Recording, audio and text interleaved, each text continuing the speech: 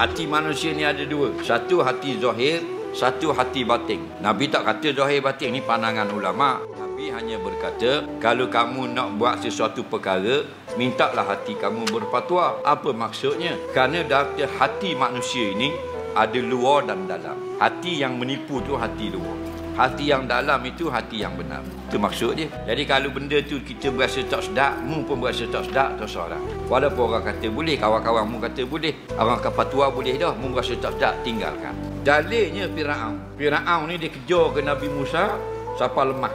Tutup sungai Laut Merah. Bila dia dekat nak lemah, dia menerima bahasanya yang sebenarnya dia adalah manusia biasa. Ada Tuhan yang sebenar. Itulah Tuhan yang didakwa oleh Nabi Musa, Allah Ta'ala. Tapi tidak diterima. Manusia gitulah. Jahat lagu mana pun ada di sudut hatinya, dia mengakui bahawa dia itu orang yang tidak betul. Dulu dia canggah orang, hati tu. Faham lagi? Hati kita duduk lawang, kita salah dah lawang juga orang. Nak menang kau. Itu hati zahir. Hati batin tu tahu dah kita salah. Faham lagi? Aku tahu dah aku salah biar. Aku nak lawang kalau aku nak lawang kau. Setan kata lawang apa? Lawang. Lawang guys. Mang. Lawang. Itu hati batin. Walaupun orang kafir sekalipun, dia mengakui kebenaran. Yang dekirnya hati kulit kita ni. Duduk lawang mau, nak suruh puas hati, puas hati, puas hati. Hati zahir. Hati batin kita tahu kita salah. Hati zahir, aku betul. Orang lain tak betul belaka. Faham lagi? Ada tak gitu perasaan? Boleh beza tak? Hati dalam dengan hati luar. Ada lama ni kita kerah kepala. Ada. Kita tahu tak yang kita tu salah.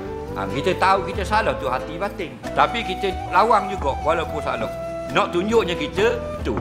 Faham? Itu hati zahir. Hati zahir ni mencelakakan manusia. Itu yang bila orang dia duduk saja, orang jahat dia bertaubat kepada Allah.